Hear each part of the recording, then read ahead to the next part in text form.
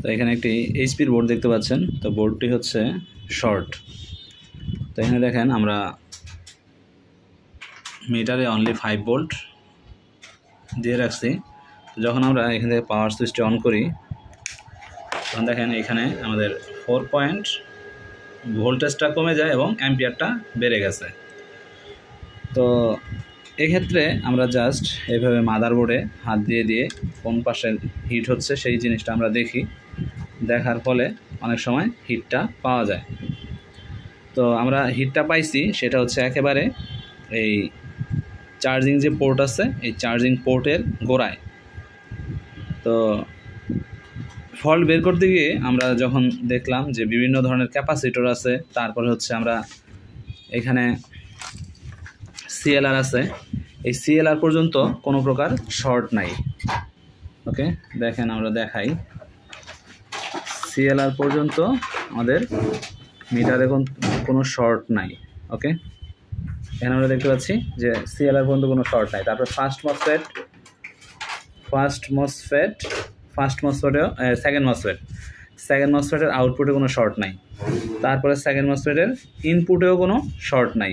ওকে, তারপরে ফার্স্ট মসফেটের আউটপুটেও কোনো শর্ট নাই।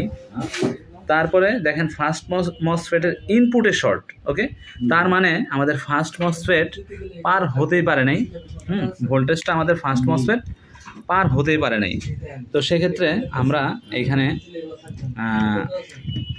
দেখতেছি যে যখন ভালো করে লক্ষ্য করলাম এইখানে কয়েকটা ক্যাপাসিটর আছে, দেখতে পাচ্ছেন এখানে ভালো কয়েকটা ক্যাপাসিটর আছে। তো ক্যাপাসিটর এবং একটা ডায়োড আছে। তো আমরা এই ক্যাপাসিটরটা মাপছি, ক্যাপাসিটরের কোনো শর্ট নাই, আশেপাশে অন্যান্য কোনো শর্ট নেই। জাস্ট একেবারে এই যে D4 দেখেন এইখানে একটা D4 ডায়োড,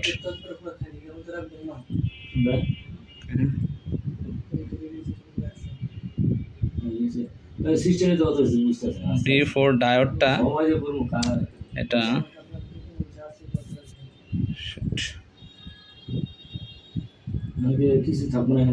D4 ডায়োডটা ফেটে গেছে, বোঝা যাচ্ছে না, দেখি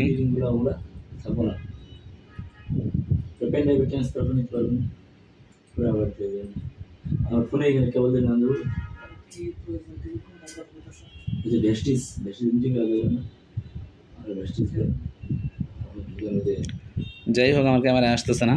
এই D4 যে ডায়োডটা আছে এই ডায়োডটাতেই প্রবলেম এবং ডায়োডটা ফেটে গেছে। এটা যদি আমরা পারি একটা ছবি তুলে দেখাবো, ঠিক আছে? তো আমরা এই ডায়োডটা এখন তুলে দেখব যে আমাদের প্রবলেমটা সলভ হয় কিনা। তো আমরা অন্য একটি বোর্ড থেকে আমরা এখন এই যে ডায়োডটা আছে এই ডায়োডটাকে আমরা এখন তুলে আমাদের ওই বোর্ডে রিপ্লেস করব। এই বোর্ডের মধ্যে আমরা রিপ্লেস করব। যে এখানে যে ডায়োডটা দেখতে পাচ্ছেন এই ডায়োডটা, এটা আমরা তুলে এখন এখানে রিপ্লেস করব।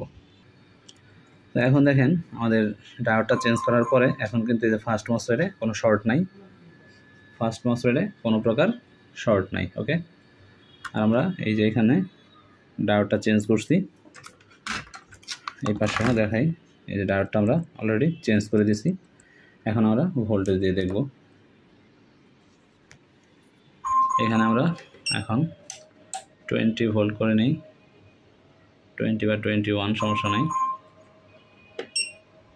ওকে, দেন আমরা ভোল্টেজটা দিই, দেখেন শর্ট নাই। ওকে, শর্ট গন।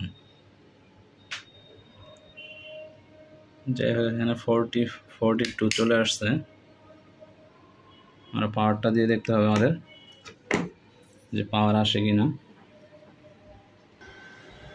ওকে, তো আমাদের পাওয়ার চলে আসছে, দেখতে পাচ্ছেন ফ্যানও ঘুরতেছে।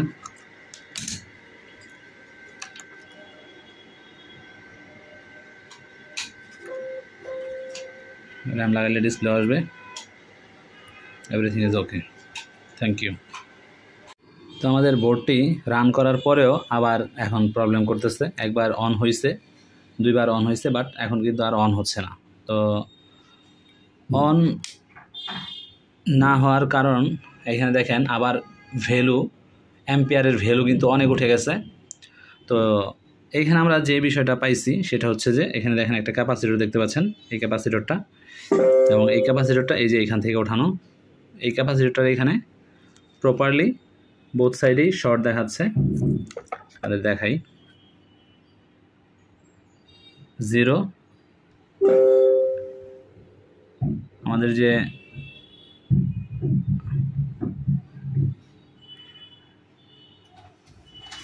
ওকে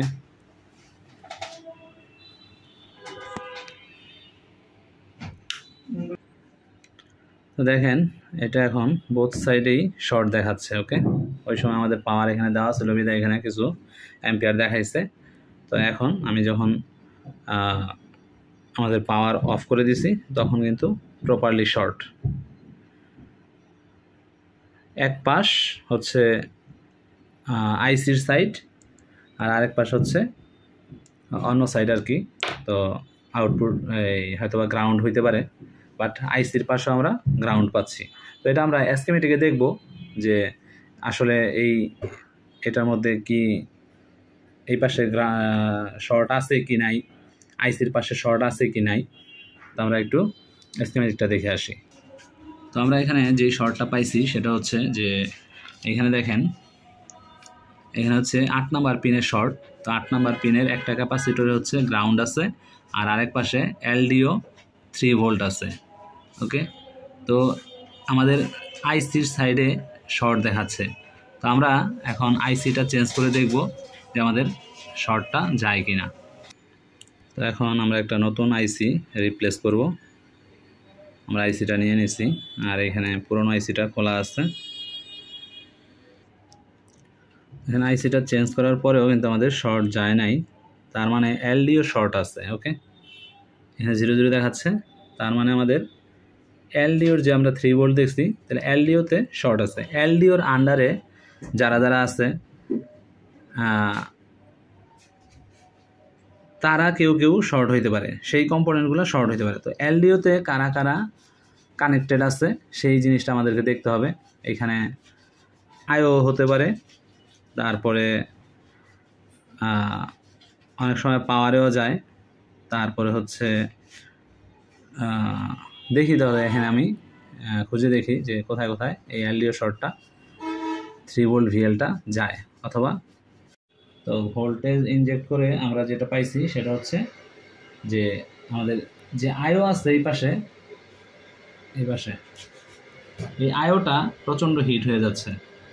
তো এটা যদি আমরা একটা আমাদের আয়ার গান দিয়ে দেখাই, গানটা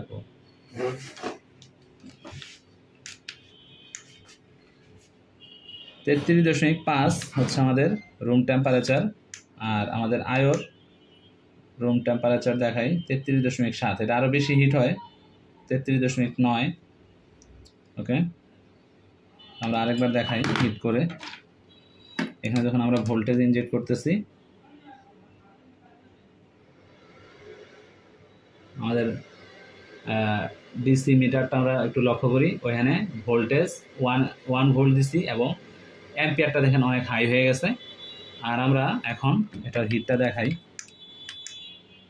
দেখেন 34.3। ওকে, আয়োর হিট 34.3। এটা যদি আমরা ধরে রাখি সেক্ষেত্রে এটা হয়তো 40-এ উঠে যেতে পারে। তো আয়োটা শর্ট, এই কারণে আমাদের পাওয়ারটা আসতেছে না এবং এইখানে হাই রিডিং উঠে যায়। যখন আমরা পাওয়ারটা লাগাই তখন হাই রিডিং উঠে যায়। তো আমাদের এই আয়োটা চেঞ্জ করে দেখা যাবে যে আমাদের প্রবলেমটা সলভ হয় কিনা। যেহেতু আয়োটা হিট হচ্ছে তো এলডিওর মধ্যে আয়ো থাকে, তো সেক্ষেত্রে আমাদের আয়োটা চেঞ্জ করে দেখতে হবে যে আমাদের প্রবলেম সলভ হয় কিনা এবং আয়োটা পাওয়ার সাপেক্ষে আমাদের এই বোর্ডটা রেডি হইতে পারে। ধন্যবাদ।